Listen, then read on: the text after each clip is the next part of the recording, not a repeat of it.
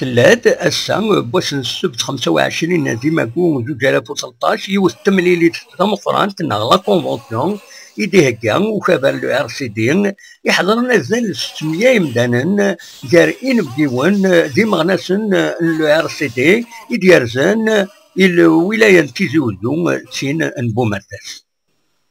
سيملي ساكين سليت بورس يوسقرش يون لو بروجي تمن داوس ايدي هكا لو ار سي دي يوم يسمان ثمن داوس غزفان ناغ لا كونستيتيسيون بيران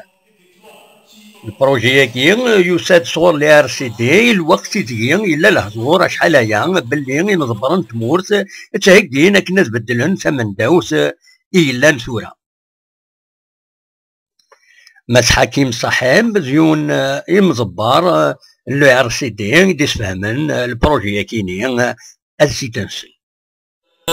Donc pour une nouvelle constitution, pour une nouvelle Algérie, donc pour une Algérie qui soit en rupture avec ce qui a été consacré. D'où la partie qui m'est choisie pour l'expliquer, c'est lié à l'aménagement des relations entre les différents pouvoirs, le judiciaire, l'exécutif ou le législatif, les organes de contrôle, l'aménagement, l'organisation des institutions de manière particulière. Pour nous, on est parti dans l'élaboration de ces propositions à partir d'un constat, c'est qu'il y a eu concentration. مس حكيم صاحب ينا باللي إلا لقيت موس الجزائر تمن داوس ريف كنا زالم كل لي زانستيتيسيون يتسعى ومن كل يوس اديبان شغليس وحدس ينادي لاق اسلواي تقدودا غادي زوين ريح تحاربن مرة في الدوكلا تمورس ياكل لي زانستيتيسيون يتسير يروي ذي كرن دينينا ونسن يوانينا إلاق ثمن داوس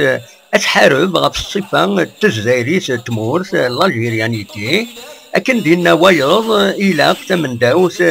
أتفكوزم لالايسيتي نغا بعد ندين في الدولة